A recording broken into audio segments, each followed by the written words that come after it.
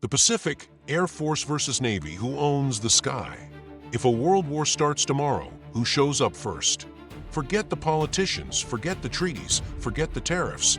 War doesn't care about economics. The arrow, the blade, the bullet have no eyes. When the red lights go off at the Pentagon, the ultimate turf war isn't between America and its enemies. It's between the two most powerful and lethal air forces on the planet, the U.S. Air Force and the U.S. Navy. The Air Force claims absolute global dominance, speed, range, and unparalleled stealth. But the Navy, they don't need permission to park a nuclear-powered floating fortress right on your doorstep. So when the shooting starts over the open ocean, who actually owns the sky? Welcome back to the Sentinel Brief. Today we are putting America's two premier aviation titans in a cage match. Let's break it down. Absolute global reach. Let's start with the heavyweight champion of pure land-based air power, the U.S. Air Force. Their philosophy: range, speed, and absolute precision. The Air Force doesn't care where a crisis happens.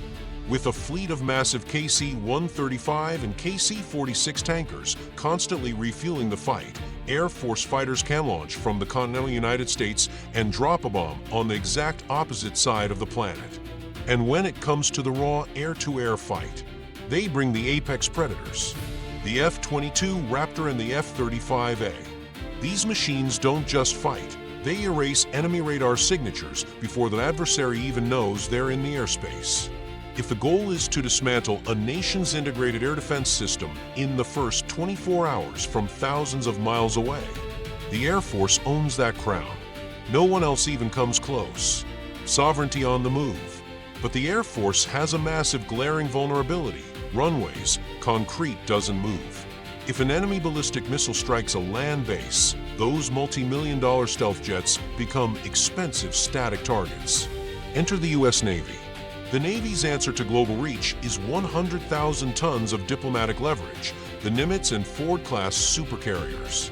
They don't ask permission to land, and they don't care if land bases are destroyed. The Navy brings its own sovereign territory right into the fight. With a strike group, you get endurance and extreme mobility. A carrier can move 500 miles in a single day, rewriting the enemy's targeting math. An air wing of F/A-18 Super Hornets and carrier-capable F-35Cs can launch a relentless sustained sortie cycle from international waters for weeks on end. A Nimitz-class aircraft carrier could generate roughly 120 sorties a day. Advanced Gerald R. Ford-class supercarriers are designed to hit 160 daily sorties in routine operations, surging to 270 during 24-hour continuous combat ops. They don't just show up first. They live on the battlefield.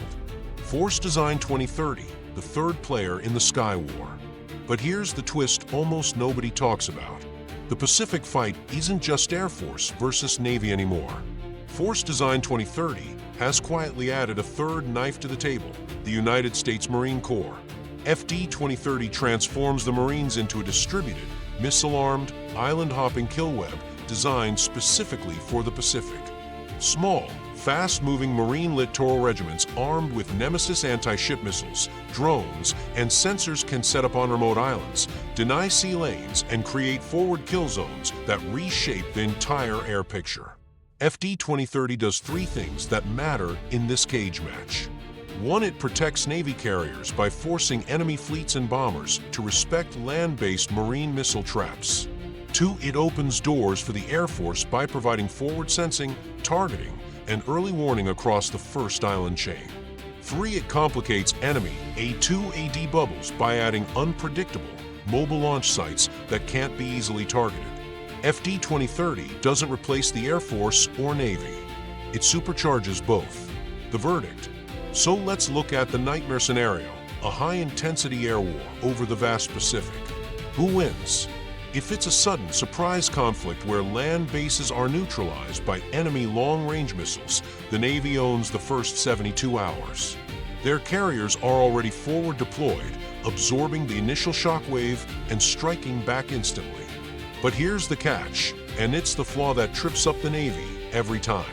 Because carriers have to get dangerously close to lethal anti-access bubbles, brimming with anti-ship ballistic missiles and submarine cruise missiles, just to launch their shorter-range fighters. That is where the Air Force takes back the night. While the Navy fights for survival inside the missile trap, the Air Force unleashes its long-range B-2 and B-21 stealth bombers from thousands of miles away, out of reach of enemy. Retaliatory strikes to systematically crack open the enemy's defenses from the outside.